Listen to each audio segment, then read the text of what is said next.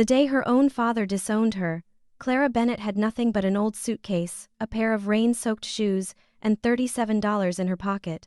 No one in the family knew that years later, the young woman they had pushed away from their dinner table would return as the person buying the very company that was keeping the entire Bennett family from financial ruin. In the white mansion at the end of Maple Road, the Bennett family had once been a symbol of success. Richard Bennett owned a long-established furniture company. Elaine Bennett was always proud that her two sons attended prestigious schools, dressed impeccably, and carried themselves like men born to win. Only Clara was different. She disliked extravagant parties. She never learned how to offer fake smiles to her mother's friends. She worked part-time at a bakery, wore old coats, and often said that one day she wanted to build her life with her own hands. To Richard, that was not a dream. It was an embarrassment.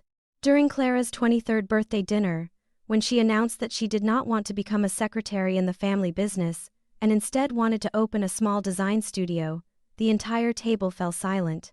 Then her older brother laughed. "A design studio? You cannot even afford a decent desk." Her mother lowered her head and continued cutting the meat on her plate, pretending she had not heard a thing. Richard set down his wineglass. The soft sound sent a chill down Clara's spine. He stared at her for a long moment before saying, "If you walk out of this house to chase that poor little dream of yours, never come back as my daughter." Clara thought her mother would say something. She said nothing. That rainy night, and the closing door. That evening, Clara rolled her suitcase out of her room. The enormous house was brightly lit, yet no one stepped forward to stop her.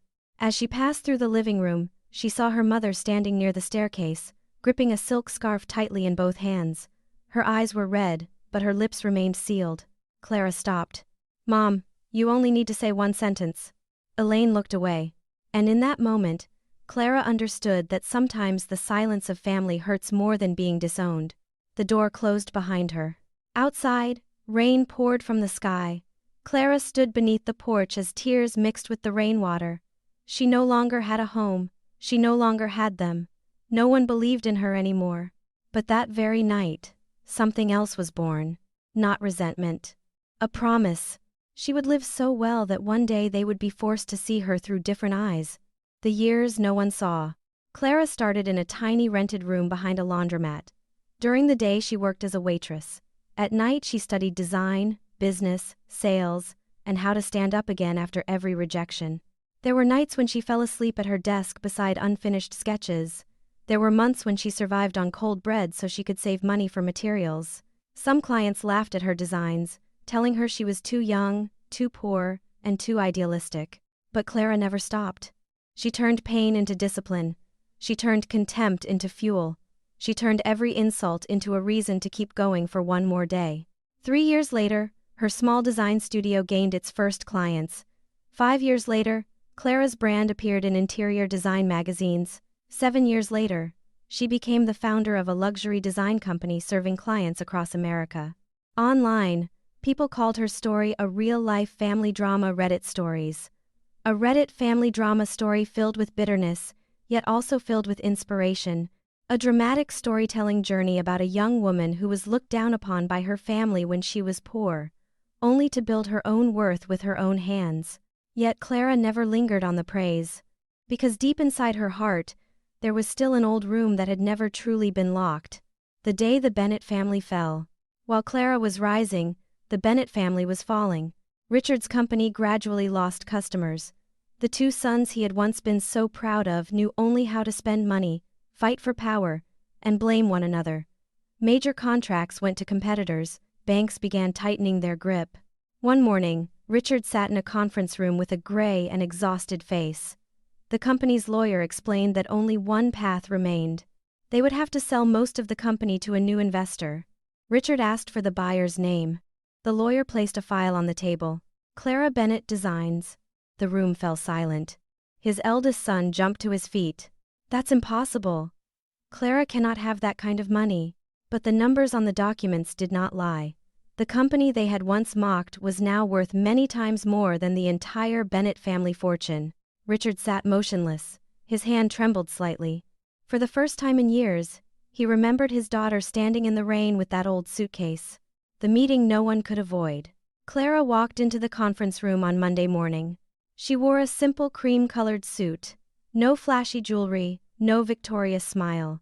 Only the calm eyes of someone who had endured enough pain that she no longer needed to prove anything. Richard stood up but could not speak immediately. Elaine sat at the far end of the table. She looked at Clara as if an old wound had suddenly come back to life. Her brother tried to maintain his pride. "Clara, we're family. Can't we discuss this business deal privately?" Clara looked directly at him. "When I was thrown out of the house, did you still say we were family?" No one answered. Her words landed in the room like shattered glass. Each person saw their true reflection in it. At last, Richard spoke. "I was wrong." Those 3 words arrived years too late. Too late to heal everything. Yet they were enough to make Clara's eyes soften slightly. She did not cry. She had already cried enough during the years no one saw. Everyone believed Clara had come back for revenge. But when she opened the documents, they were all stunned. She had not bought the company to destroy it. She had bought it to save the longtime employees who had quietly helped her when she was young. The security guard who once held an umbrella over her head, the accountant who lent her books, the carpenter who taught her how to see beauty in a rough piece of wood.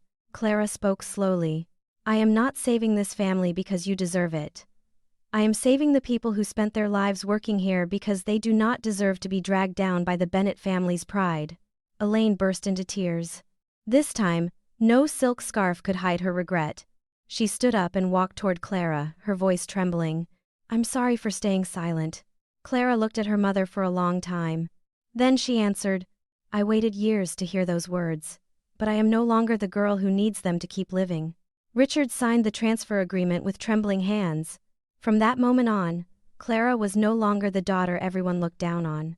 She was the person deciding the future of the entire Bennett family. Her brother lowered his head. Her mother cried silently. Her father seemed to age 10 years in a single morning. Clara stood up. She did not scream. She did not insult them. She did not reopen old wounds. Because sometimes the greatest victory is not making others kneel. It is walking away from the room that once hurt you while still keeping enough kindness in your heart not to become like the people who hurt you.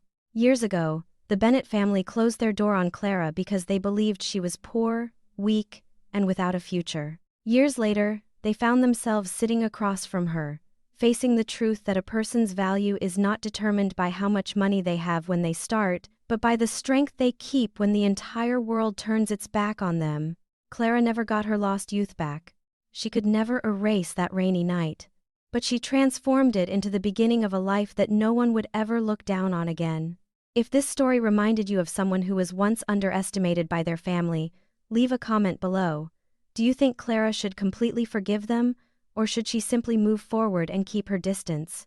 Don't forget to subscribe to the channel for more family drama Reddit stories, Reddit family drama story, and dramatic storytelling journeys where family secrets are revealed when no one expects them.